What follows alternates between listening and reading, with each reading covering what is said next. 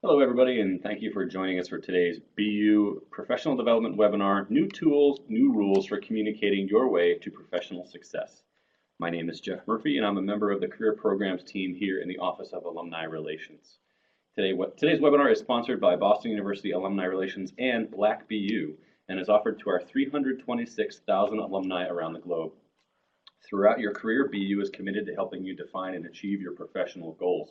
We aim to do this by providing alumni with access to a series of valuable online tools and social media communities. I know that we have alumni joining us today from faraway places like Indonesia, Beirut, Rome, Los Angeles, Washington, D.C., Harvey, Louisiana, Manchester, Maine, Newark, New Jersey, Comic, New York, Pittsburgh, and as always, dozens of Massachusetts alumni from towns like Wellesley, Lexington, Methuen, Hull, Revere, Shrewsbury, Cambridge, and more. For each and every one of you out there, please know that we really do value your opinion on this and every program that we offer. Before I introduce today's speaker, some brief housekeeping notes. As you know by now, this webinar is being hosted on the Adobe Connect online meeting platform. If you experience any trouble with the audio or visual portions of today's webinar, I'll ask that you please contact Adobe Connect at 1-800-422-3623. Our speaker today is very eager to answer any questions you may have, and will soon be made available for on-demand viewing on the BU Alumni Association website found at www.bu.edu. Our speaker is very eager to answer any questions you may have, and you're welcome to submit them throughout the presentation using the Q&A chat box you see at the bottom of the screen. We hope to get to as many questions as we can during today's webinar. Now it's my pleasure to introduce our speaker for the day, College of Arts and Sciences alumna Jamila Cupid. Jamila A. Cupid, PhD, is a business etiquette coach as well as an assistant professor teaching courses in strategic communication and public relations at Shippensburg University. She has served as a public relations and digital media professional with expertise in research and strategy in New York City and Washington, D.C. for several years. She earned a BA in English Literature from Boston University, then a Master of Arts in Human Communication and PhD in Mass Communication and Media Studies from Howard University. In addition to her industry experience, degrees, and scholarship in the United States, she has studied and conducted research in the Caribbean and South America. Dr. Cupid holds the position of Public Relations Chair on the executive boards of both the Black Caucus and the African American Communication and Culture Division of the National Communication Association. She's also a member of the International Communication Association and the Public Relations Society of America. Additionally, she's a member of the Edward Alexander Boucher Graduate Honor Society founded by Yale and Howard Universities. Jamila, thank you so much for being here to do this webinar with us. I'm going to get your slide deck up and running, and as soon as you see that, the floor is all yours. Okay, thank you so much for having me. Thank you, Jeff, and Alumni Relations for collaborating with Black BU on this. And if I just may take a second to invite everybody who's interested to visit Black BU's website, which is blackbu.org. And if you're interested in knowing, Black BU was founded just to support Black students and alumni at Boston University in their endeavors and remaining connected to the institution. So I am really excited to be here today. As Jeff will tell you, I was very much interested in doing this webinar and wanted to bring some really good tips and best practices to my fellow alumni and students who might be interested as well, maybe joining us, in particular for those who are just starting out in their careers and looking for effective ways to communicate to find success, and for those who are transitioning back into their fields and into the workplace and looking for ways to do the same thing, right? And so I'm going to go ahead and jump right into our webinar today. So, new tools, new rules for communicating your way to professional success. So, one of the first things that I always suggest is setting boundaries when it comes to communication in order to manage your workload, in order to kind of train people on how to treat you and how to view you, in order to remain productive throughout your day. Setting boundaries can become very important. And there are a few things that I suggest doing in order to get yourself there. So one of the first things is asking yourself a set of questions. The first question would be, how do you want your workday to look? Now, when I say this, you're thinking about your ideal. So, where do you want to spend the majority of your time throughout the workday? What projects do you want to work on? How do you want your day to start? How would you like it to flow throughout the day? How would you like it to end? And so you're really looking at what's ideal. However, understanding that you don't get to work in a vacuum for most of us. Some of us do, but many of us don't. And so then you next want to ask yourself, well, what is actually reasonable for the company that I work for and the position that I hold? So, what's expected of me in this environment, and what am I expected to produce by the end of each day or the end of each week when it comes to my work? And then you start to build around that. So, what you would like your workday to look like with those things considered. And then you want to also ask, what are your coworkers' communication approaches? So, if you have a coworker who is very good at communicating and setting boundaries, you may want to look at what their style is. For the coworkers who are not so good at it, you may want to pull back and say, hey, you know what, let me not do that. But also, you're looking to see, okay, well, if these are the limits that they set, or these are the things that they're accustomed to doing, like they might decide to eat together at lunchtime every day or go out for drinks on Friday afternoon after work, or they like to email a lot, or they like to get up and walk around to each other's desks a lot, then you want to take that into consideration in building out your workday as well, so that you're not just working again in your little vacuum or bubble, but you are now building out your workday to look the way you would like it to, while incorporating what others are accustomed to doing and what makes it an effective communication model for them. And then now we're back to you again. Where do you set your limits, and where do you think you can be flexible? So what are the communication items that you feel like these are the things that absolutely I'm not willing to bend on? And what are the things where you say, well, even though other people are rigid on this, maybe I'm willing to move on this. So I might take more calls here or there, or I will be willing to take later, respond to text messages later in the evening, or something to that effect, that allows for you to set boundaries, but also remain flexible on the things that are not deal breakers for you. So, in setting your boundaries, there's some things that you would need to decide on. One, I would say first, decide what is your preferred medium, right? Your mode of communication. So you won't always get to choose. A lot of times, someone initiates the conversation and then you are just responding. However, in the instances where you get to initiate the conversation, do you prefer to send a text? Do you prefer to make a phone call? Do you prefer to email? What is it that works best for you? And so, if you can choose that consciously, be aware of that, and choose what is most comfortable and makes you feel most in control of your communication from the beginning, a lot of times that helps you in setting some boundaries for yourself. Also, you want to decide on the frequency of communication. So, of course, you can't just ignore correspondence all day long. However, you might not want to also sit there and respond to every single thing that comes in as it comes in, because you might not be able to actually attend to your work as you need to.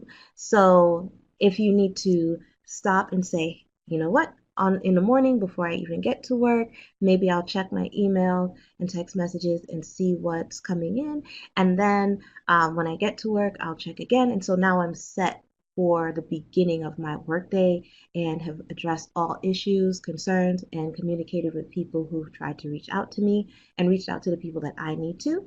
And then perhaps 2 hours in, you'll check again, and then maybe right before lunch and right after lunch, you'll check, and then 2 hours after that, you'll check. So you have these points, set points in your day where you are making sure that you're checking in and responding in a timely fashion, so that no one feels like you have abandoned your work or them and their their concerns or anything that they'd like you to address. Then you'd want to decide on the latest and earliest times, actually, that you would respond to calls, emails, and text messages. So you might decide that, once I leave work, that is the last set of calls, emails, and text messages that I will take from work. I worked in public relations and still do sometimes. So now, when there's no way that I would be able to say when I leave work for the day that that's the end of it, because that's just the nature of our industry. However, not every industry is like that. So you might get to say, hey, my cutoff is 9 p.m. If you call me past that point, you can call, but I won't respond until morning. And it's not necessarily something that you have to go and tell everybody at work. You don't need to send out a memo. However, you start to train them in a way where they see that after 9 p.m., this person really does not respond. And then the next day, first thing in the morning, you respond to whatever message they have sent or left for you. And then you want to consider days off from work communication. So a lot of us do work very hard and get very much involved in our work to the point where we feel like it's difficult to pull away. However, sometimes just for our mental health, we do need some time off. And so it's important to decide, okay, maybe sometimes even it's just half a day, but we've been working all week, and so now we get to the end of the day on Friday, and maybe Friday evening into Saturday morning, you refuse to look at work email and text and so on and pick that back up maybe Saturday afternoon. Or some people will take off Sunday, the whole day, and decide, you know what, on Sundays, those are for family and friends and travel and just taking care of myself. And so Sunday evening, after I've enjoyed my day or taken some time for me, then I will start to respond to email and text and get ready for the work week. So one thing that I recommend is once you have come up with your boundaries, to write them down. It's a very good idea to get them down on paper or in your computer and save them someplace so that whenever things get overwhelming and you're starting to get stressed out and you're like, well, how come there's just so much going on, and how come you're able to go back and see what boundaries you did set for yourself, what you did communicate to others, either by saying it right out or by just repeating those behaviors over and over. You've set those boundaries and you've kind of just said that this is where you're willing to meet people. This is what you're willing to operate within. And that helps you sometimes to reset and to prevent yourself from getting too overwhelmed. But one thing that you have to do once you actually set those boundaries is stick to them. Okay. And sometimes writing them down actually helps you with that. So, right in hand with with setting boundaries is managing up. You definitely want to start looking at getting real with yourself about what you can handle and communicating that, right? Communicating some realistic expectations and setting those between yourself and your managers or your supervisors, your higher ups at work. Making sure that they understand that you're all in and you want to do the best job possible. And so you're setting the tone with them that lets them know that you are still that you are a high performing worker, and in order to do that you need to be able to set those boundaries that we just talked about, right? And so this is a point where you're getting very honest with yourself and with your employer, but you're also remaining positive about it. It's not a place of complaint or frustration. So if you're doing it right and if you start doing it from the beginning. So, some areas to keep in mind when you're being very honest with yourself is setting goals, right? What are your goals and what are your aspirations? And communicating those with your supervisor. What do you want to accomplish in 2 or 5 or 10 years? And what do you want your career path to look like? How could you shape that? How could they help you with shaping that? Do you have a mentor? If not, you might want to ask for one, right? But if you have a mentor, this is a good person to communicate these things with as well and see how they can help you, guide you in reaching your goals. And it's also a point where you get to ask for some of the responsibilities that you'd like to take on that would help you to develop the skill set you'd like in order to meet your goals. Talk about what is interesting to you at work, your interest in your projects that you take on, your duties, your responsibilities. So, do you like what you're working on? And if you do, then easy, right? You ask for more of that. And if you don't like what you're working on, you find this as an opportunity then to ask for tasks and duties on projects that you are interested in that you may be able to help out with in your downtime. So, you might not necessarily be able to just move off of what you're working on currently. They might need you there, but it's also a space that you might be able to start working in some of the things that you'd really like to do and to show off some of your brilliance in that area once you get your feet wet with it. Something else that you definitely want to take into account is, well, I'll give an example actually then in this instance. So when it came to interest at work, right, I remember being assigned to an account called Adecco, which is a staffing company, and it is a large company with lots of opportunities. And I liked it; it was okay. But I very much wanted to become an expert in global public relations, and I knew that was a long-term goal. So I did my work on Adecco and stayed dedicated to my team and all that they assigned to me. However, I remember also asking uh, during every opportunity that I got, I asked for work that would also be um, would allow me to build my skills in global PR in particular. And so I remember asking to work on a small account for the Consulate General of Japan and taking on small tasks here and there while I was still working on my main account, and eventually was assigned to become one of the head researchers on the account. And from there, showing my work, I was able to get placed on the Global Alliance for Improved Nutrition and one of the United Nations accounts, and so on. And so that helped me to actually start on building the career path that I really wanted and the skill set that I wanted.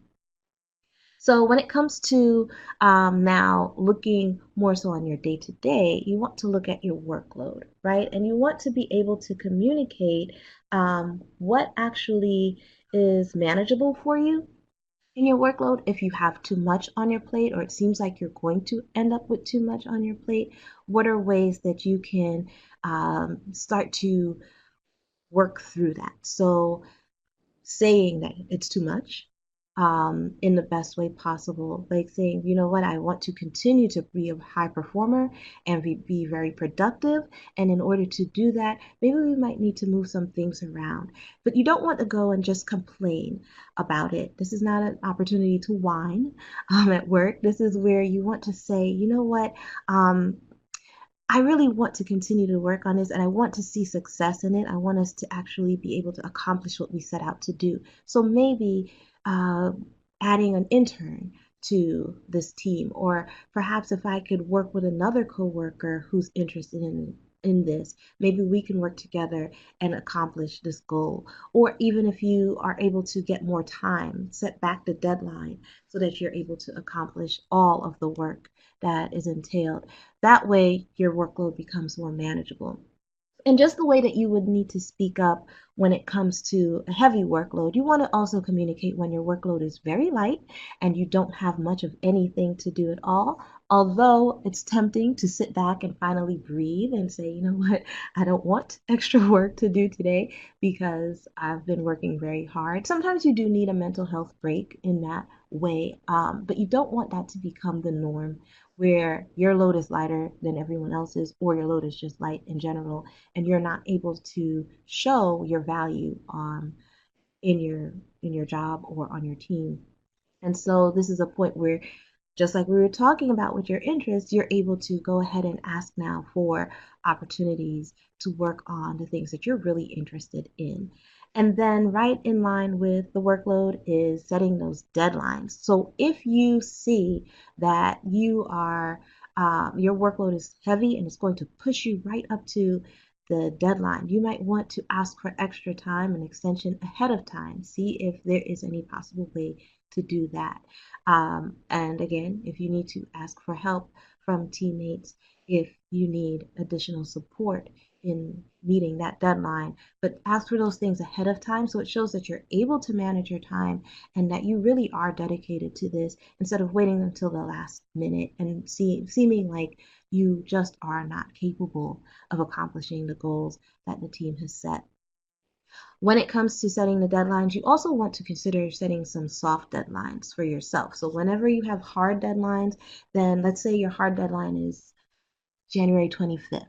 Then by January 10th, maybe you'd want to have at least your first draft of your work completed or mostly done and be able to share it and get feedback, see who else needs to give input, and then go back to the, drawing table and get everything up and working and looking right again and get a final product that you would want to send out. And then by January 15th or January 20th, you submit your work and you give the person who has it next enough time, even more time, to be able to do their part, which looks like you're very productive and that you're actually considerate of who else is working on these projects. So that's a great way to start communicating through your actions that you are fully on board, you're part of the team, in that you're serious about your work, you're dedicated to it, and that you want to see success for yourself, but also for everybody else involved. Okay, so I'll talk about maintaining a digital consciousness where you stay aware and conscious of how you use your digital means of communication and how you use them to serve you in particular. But at this point, I'm going to ask Jeff to go ahead and give you guys the poll so I can see kind of where you stand on these things and like what kinds of issues you might have and where I might need to focus a little bit more on as I talk about this.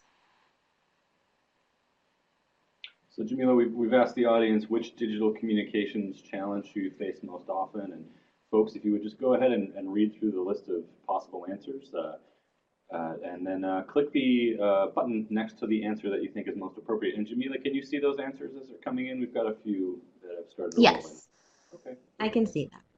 All right. It might just take a second or two before people catch up and you actually see some of the results.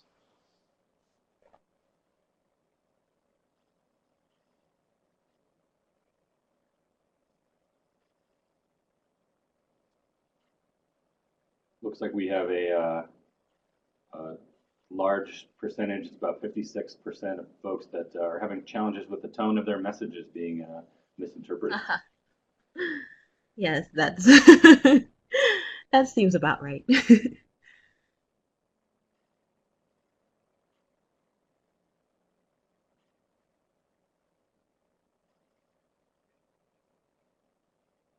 And slow response time to other people's messages, that's certainly a challenge that I find myself constantly apologizing about in the day of email communication, but that's just almost evenly representing. So I think well, I'm going to close this poll. Jamila, do you have comments about how people answered this question?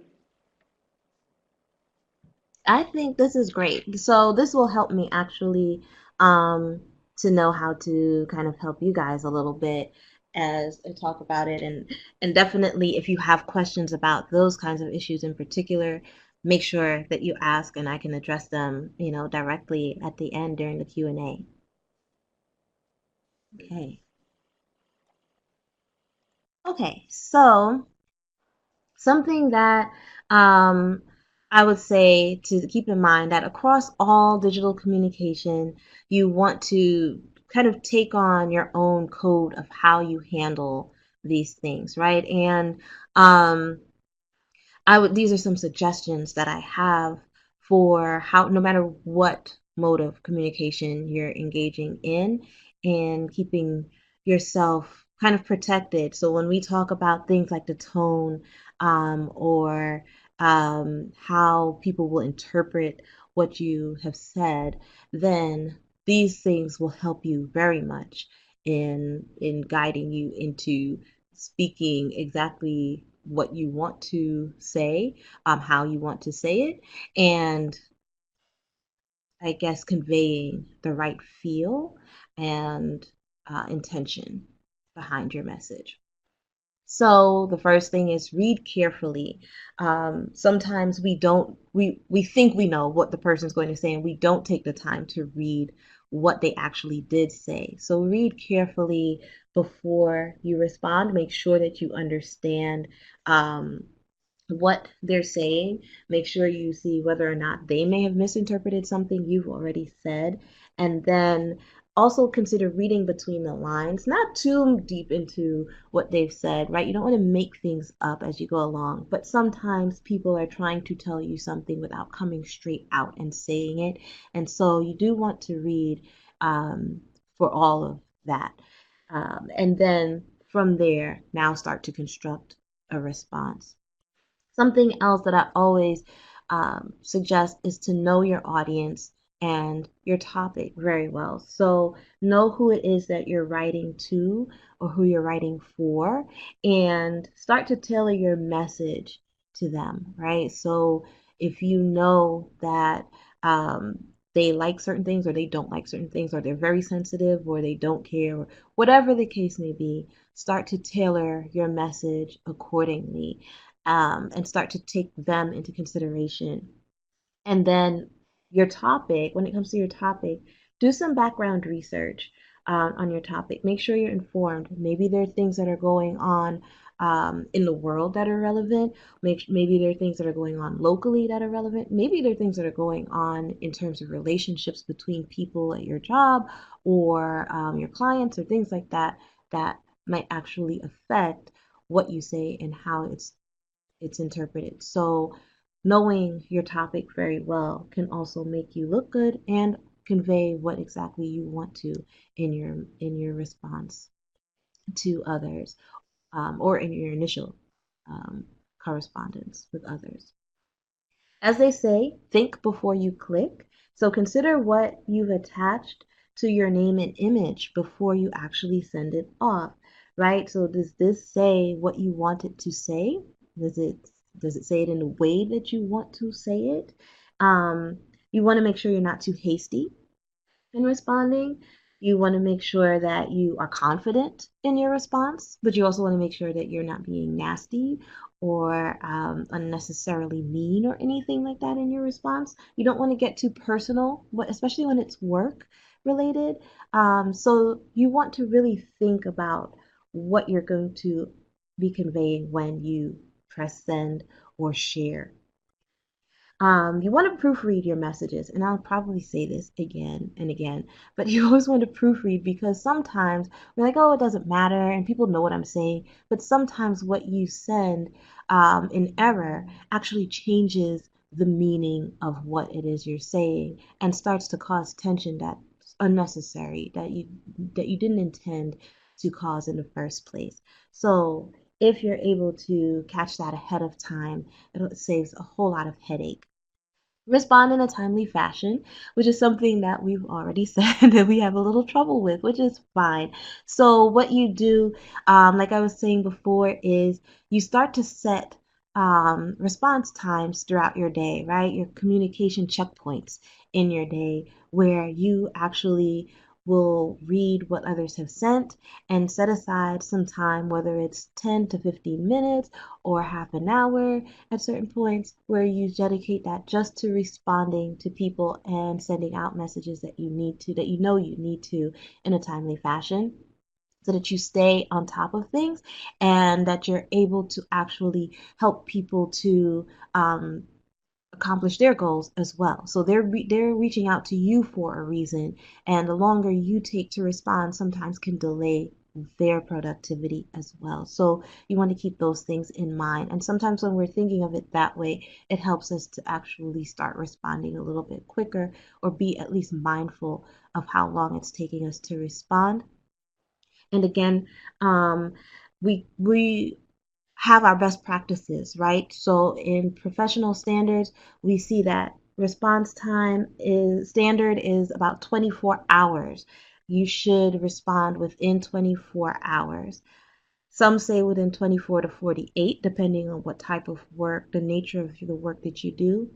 However, there are exceptions. So if you know that there's an urgent matter or you see something urgent coming in, you might need to respond within 5 minutes or 5 minutes to 60 minutes. And then with things that are frivolous or kind of laid back or things that are with coworkers that might not necessarily be work related, all of that, then the 48 hours um, time actually works. But as Jeff was so good to be honest about and admit, I admit too that sometimes it's just extremely difficult because you have so many messages coming in. And so having some method that works for you becomes very helpful when you feel bombarded with messages through different modes of communication.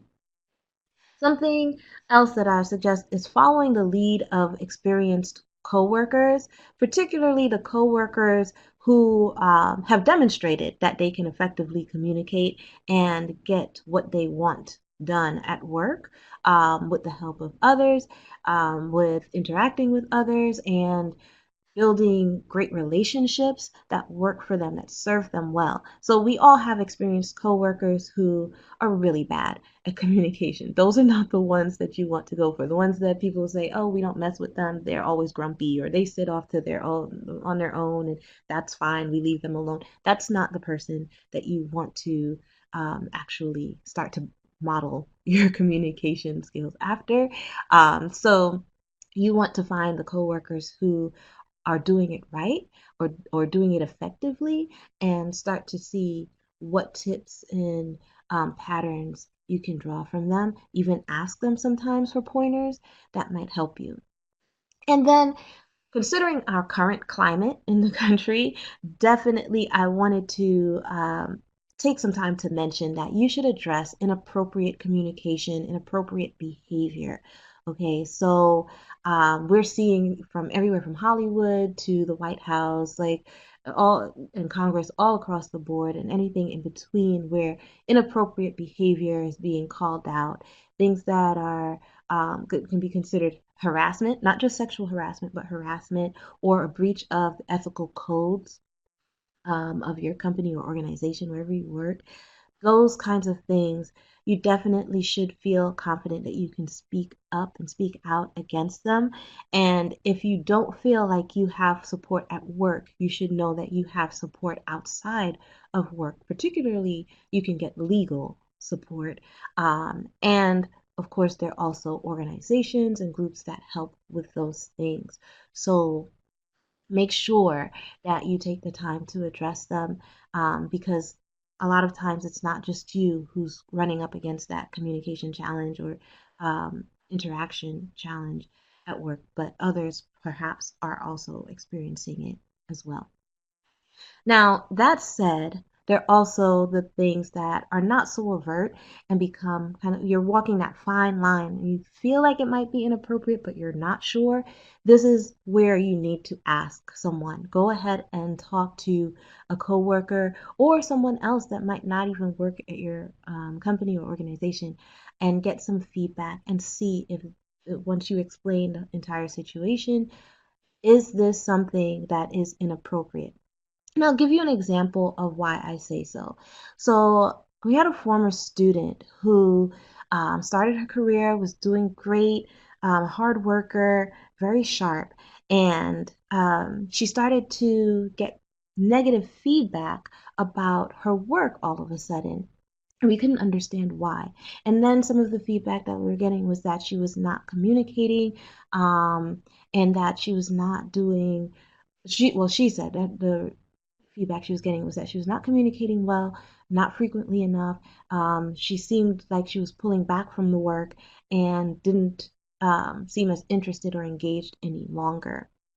And so I asked her, what is the issue? Why did that happen now all of a sudden when that was not the case before? And she said, well, one of the issues is that the client that she was working with was very much inappropriate. He would keep calling her And so I was like, well, work, like calling you about what?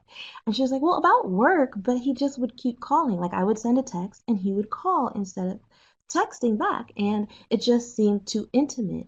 So we start to realize, well, the issue is not that there's inappropriate behavior here. He didn't say anything inappropriate. He didn't make any advances or anything like that. But the fact that he was choosing a medium that she did not feel comfortable with over the medium that she was choosing to correspond through, that led her to feel like he was being inappropriate.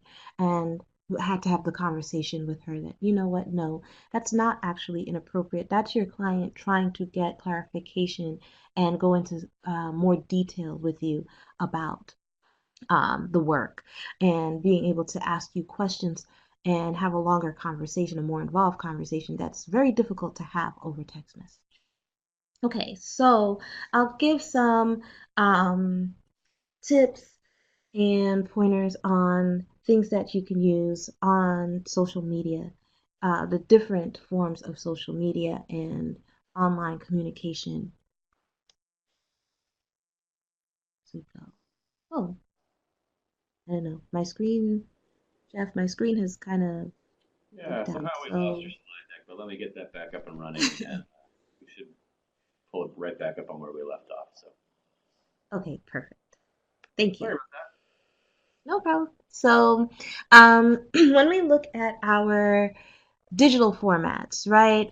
Um, these are things that are right now on your screen that you know about. And so you use them, or at least some of them, right? And what I'm going to say is not anything that's so different and amazing, but just kind of guiding you towards using them in ways that are going to help you to be a little bit more successful in communicating. So use what you know to get where you want to go. We all know about Google. It's our friend. We go and search for everything that we want and need as soon as we need it, and we have it at our fingertips on our phones, computers, and so on, right? So if you want to know more about something at your job, go ahead and search about it. Go ahead and find videos that talk about it. Go search on Google, go search on YouTube, find videos that give you basic information, find maybe a free or cheap course or webinar series, wink, wink, that could be provided to you where you can get some training.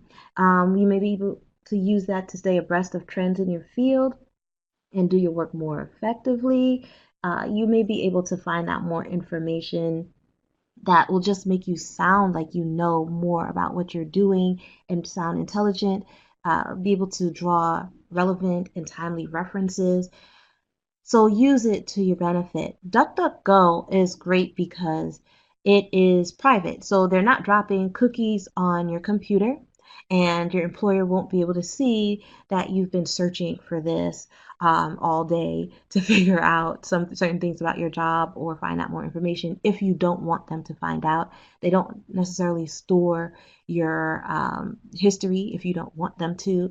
So that's a great resource where you can still get the type of information that you would find if you did a Google search, but in this case, your employer would not necessarily be privy to what you've been searching. And then you can use these search engines as well as LinkedIn to find out more about maybe professionals that you would like to network with, professionals that you work with already, some of your coworkers, not in a stalker kind of way, but in a way where you're really finding out what are their interests or what are the things that they've done in their careers. Where did they go to school? Maybe you share an alma mater with some of them. Things that would help you to now break the ice, things that will help you to build relationships and conversations to start with those people. And you can also use things like LinkedIn for reaching out to your networks, asking them questions that you might not feel comfortable asking coworkers about your field or your work, helping you to build more professional relationships with others in your field, and even things like seeing what your competitors are doing, which in some of our fields really does become very helpful. So use these online tools to your benefit as best as you can for being effective in your communication. Now, best practices, I'm going to look at some across the board for well, actually individually, for email communication, for text messaging, for mobile devices, social media, and so on. So, let's say with email in particular, you want to make sure you write in a subject. I know that seems basic, sometimes we forget, and that ends up having your email sent to the spam or junk mail box, and the person never sees it. Sometimes, just because there's no subject alerting the person to what it is that you want to discuss, they scroll right past it. So definitely include a subject. Make sure you greet the other person. So at least say hi, hello, there, good afternoon, something that will let them know, hey, you're addressing them, especially when you're talking to one person, but you are copying several different people. You might need to also be very specific about who it is that you're talking to within that group. And so that's another reason that you'd want to greet them and direct um, your comments towards them. You want to also identify yourself. So that can look different ways, right? If you just met the person last week, then you might want to say, we met last week at such and such place, at such and such event, such and such day, that kind of thing. But if it's somebody you already know and you correspond with regularly, you don't necessarily need to identify yourself in that way, but make sure that when you do your closing salutation, you sign off with your name, especially when um, it is, well, actually any time that you're emailing, but especially when it is your first correspondence with the person for the day or on a topic. Then clearly state your point. So you don't want the other person to have to work so hard to figure out what it is you're contacting them about and what point you're getting to. They should not have to piece together different things throughout your email in order to come up with what it is you're trying to say to them. So if you can clearly state your point and clearly state it early on, that's very helpful and usually helps you to effectively communicate without a lot of miscommunication going on. And then you want to proofread. So I know I said it before, and I said I was going to say it again. Definitely proofread your work before you send it out. You want to cut down on as many errors that might make you look as though you are not educated or informed, that might make you look as though you are not very interested in the work or don't care about it, that you are too nonchalant about what it is that you are corresponding about, or that you don't care about how the other person sees you. So you want to avoid that perception being the way that the other person is taking this information in and viewing you. And then you want to make your responses a little less formal as you respond on a thread. So you're still going to proofread, you're still going to make sure you're stating your point clearly, all of those things. But you don't have to start every email in response to the same person with dear such and such, right? You don't necessarily need to sign off with a salutation. Sincerely, your best regards every single time. It does not have to be as formal. Sometimes you can just go straight to the point and respond to what it is that you're already conversing about. And then if you are talking within a group, you might need to go ahead and sign off with your name at the very least, your name, so that there's no confusion as to who's making which statements. Okay, and then we'll talk about text messages. So when it comes to text messaging, three main points, quick and straight to the point, really. Learn your coworkers' texting boundaries. So text message can be a funny thing where people are trying to read tone and people are trying to have conversations back and forth while they're doing other things. Figure out what your coworkers, what each coworker's texting boundary is or are, and then figure out from there how you will converse with that person over text message. And you might want to take it, I put coworkers in singular because you might really want to take each case, each person on an individual basis and not try to have like a blanket way of communicating with them over text message. You want to distinguish contacts that have similar names. So um, you might have your significant other might be named Alex, and then you might have a coworker named Alex. You might need to put a marker in front of your coworker's name, like CW for coworker, or an acronym or something that works for you that lets you know when you type in, you're not going to, by mistake, go to text your significant other and end up texting Alex at work something very inappropriate. So that usually helps us a lot. And you want to avoid shorthand in most instances. So there are certain things like LOL that everybody knows, right?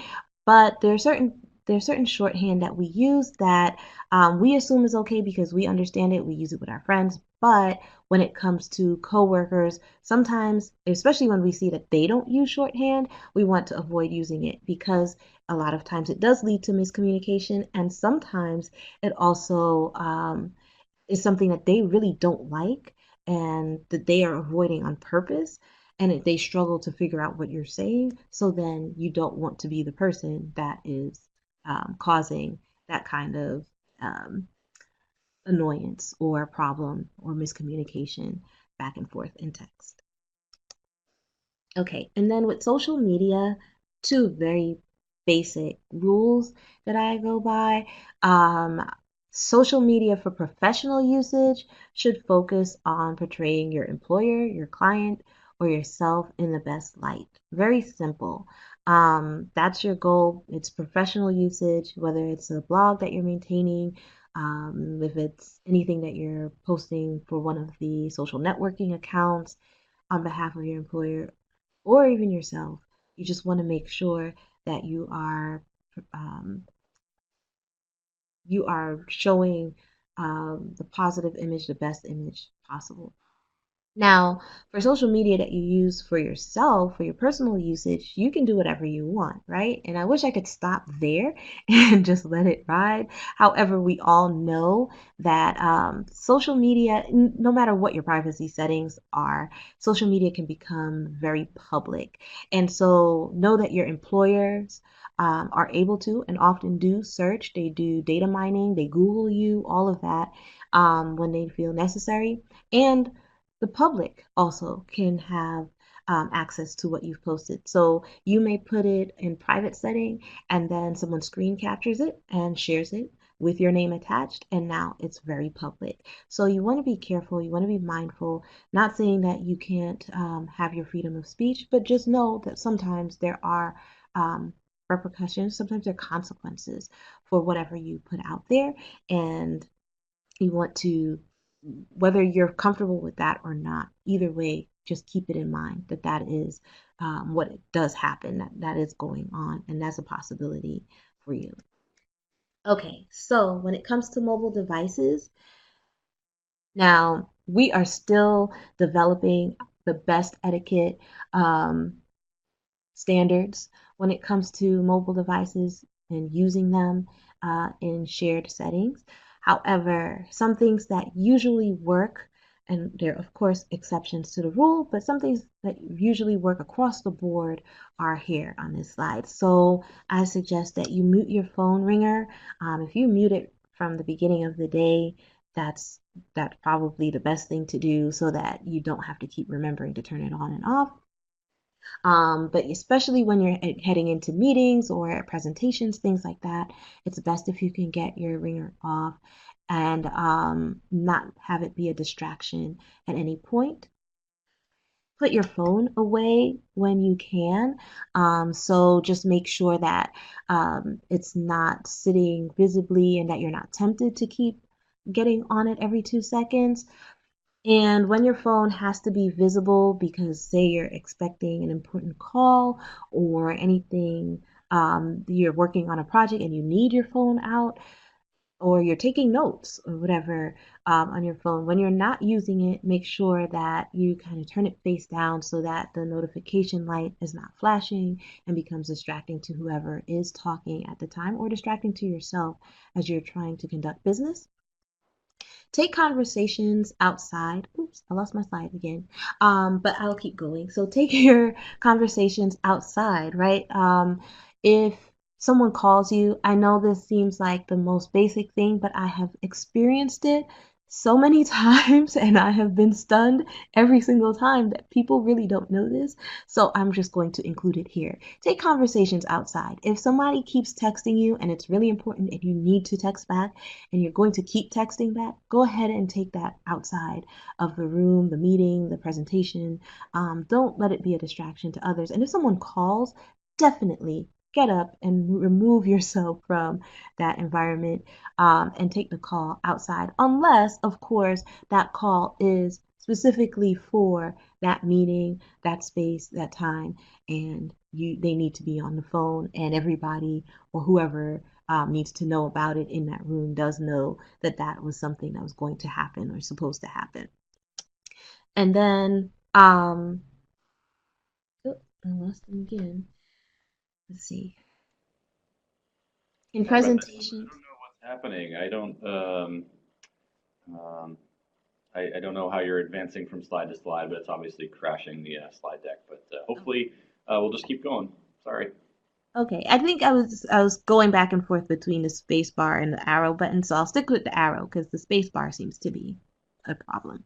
Got it. So, um, let's see if that works. Okay, so in intimate settings, you want to inform the speaker if you're going to be using your device, like to take notes or anything like that, in case it may cause distraction to them. It's just better to talk with them about it ahead of time instead of just pulling it out. I have been in presentations, especially in smaller rooms. I've been in training sessions as well where I've noted that someone will pull out their phone and just start going on it, and the speaker has been very much offended. In one instance, just stopped speaking and called them out and embarrassed them in front of everyone, and was getting ready to end the presentation. So you just want to make sure that you're mindful and thoughtful about how you use the devices and how it may come across to others in the room. And of course, there are exceptions to this. So you have to know your work and your job and your environment, the culture there. I've been in meetings where everybody is on their phone because that's just the nature of it. Everybody's trying to handle business and everybody's responding to email throughout the meeting and trying to pay attention at the same time. If everybody in the room is doing that, including your higher ups and the people who work on the same level as you, then you are not running into too much of a problem here and jeopardizing your position or the way people see you if you're doing the same. However, still, I would say be considerate. And then you want to just make sure, overall, I'll leave you with the thought that communication is an ongoing process, right? That it's not a one size fit all type of thing. What works for others might not work for you in the same way. And some things that do work for others will work very well for you. So you want to pay attention to what you're doing, how you are communicating, what your interactions look like. Pay very close attention and see where you do feel good and positive about the outcome of that communication or that interaction, and see where you feel like, oh, I could have done better, or maybe I should look into ways to refine this. And so you keep what serves you and you ditch what doesn't. Don't hold on to things that are not working. Don't try to force them to work if they're not working. If that's not a form of communication that shows you in your best light, then let it go and find what does work for you. So I leave you with that.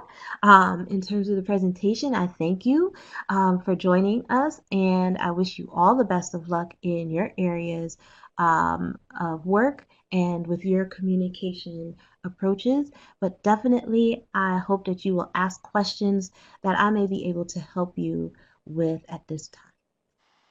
Jamila, thank you so much for your presentation, and a reminder to everybody, please go ahead and ask questions you might have for Jamila using the Q&A chat box at the bottom of the screen. Jamila, I'm going to go ahead and break the ice. I've got a question of my own. You've worked in PR, you've worked in sort of the research world, and you've also you work as a faculty member at Shippensburg. So I'm curious to know if what you talked about today, and this gets to what you just ended on about, not a one size fits all scenario. How do you see differences in terms of how you've communicated in the different sort of industry sectors that you've worked in, or are they all the same to you? Um, definitely not all the same, and they change. They're changing as I go. So it's been very interesting, for each area that I work in, right? So in public relations, everything seems urgent all the time. However, you do get to have your cutoff points. In advertising, you have more cutoff points where you can say, you know what, my work week is over, and unless we have a specific event going on the weekend or in the evening, then I'm checking out. Whereas with public relations, it's very much that, things can carry on after work hours, and that you may find yourself communicating in the middle of the night because you have to rush back in the morning to handle business. As a faculty member working in a university, I definitely have tons of emails coming in all the time. I have had to set my own boundaries where I say I don't give students my phone number, my cell phone number. A lot of faculty do. I don't, at least not at this point, because some students are very good at using it, and some of them they abuse it.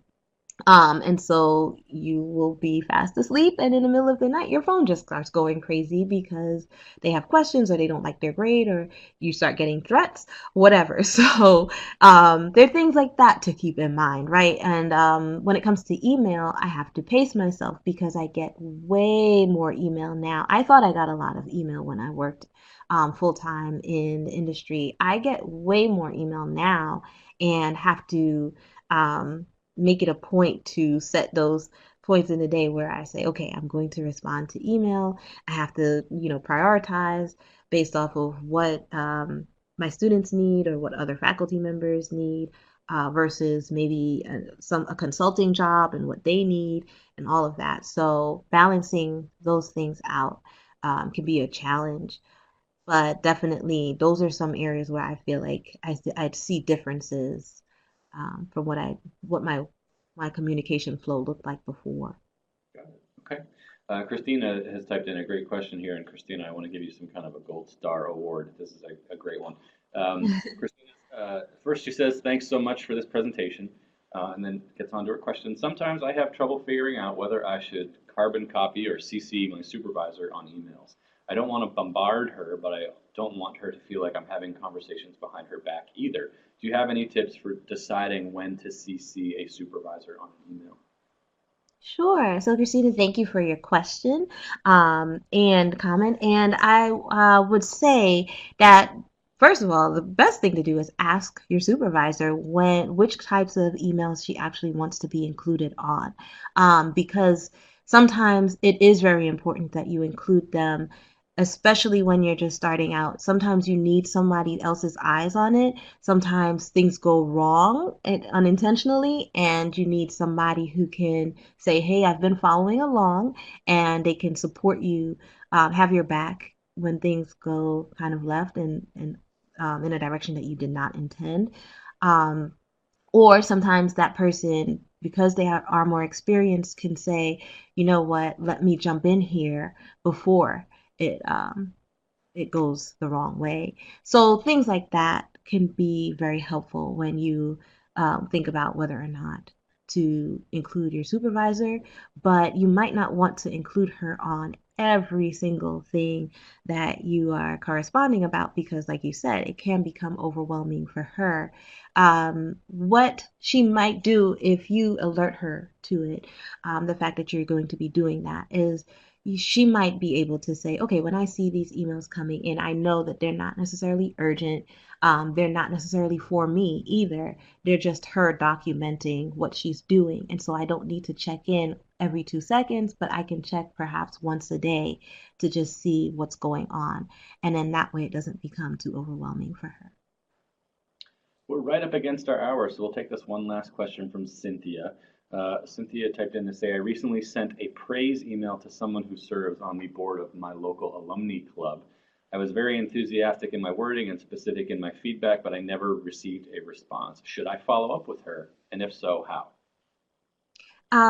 Following up is a good idea, right? It's because sometimes the reason that you haven't received a response is not personal. Sometimes it's really that the person is very busy and your email may have gotten buried. They may be sitting there thinking in the back of their mind, yeah, I need to respond, or you know what, as soon as I get a chance, I'm going to reach out.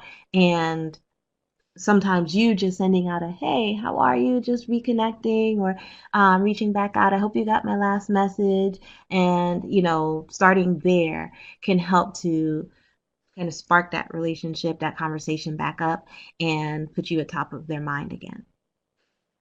And Jamila, we've got a couple questions that we're just not going to get to today. Is that Gmail address that you've listed on the screen the best way for people to follow up with you? Yes, it is. Definitely feel free to send questions to jacupid@gmail.com. And also, you can check in on my blog where I deal with business and all types of etiquette and communication issues. So, some of the answers to your questions might be in there as well. But you are definitely welcome to send me an email. I would love to hear from you. Awesome. Well, thank you so much for making yourself available to our alumni. Thank you for this presentation today. I think you gave some really clear and practical advice for how people can sort of up their game in terms of how they communicate in the workplace and beyond. So thanks again, Jamila. Thank you. And thank you, everyone, for joining. I also want to thank all of our guests for participating today. I specifically want to thank those of you who've donated to BU in the past. We're putting a wrap on our webinar series for 2017. Hard to believe, but we'll be back strong in 2018. On January 17th, we're going to have an amazing presenter, and that person is me. I'm going to be offering a presentation called Eight Ways BU Can Jumpstart Your Career, and I hope that you'll join me. I encourage you to visit our website at bu.edu/alumni/events to see the full roster of all the upcoming opportunities. And as always, if you or any BU alumni you know would be interested in presenting a professional development webinar or have a topic that you'd like to showcase for the BU Alumni Association, please feel free to contact me at the Alumni Relations Office or by email at jtmurphy@bu.edu. Thank you, everybody, for your time. Have a great day or a great evening, wherever you might be.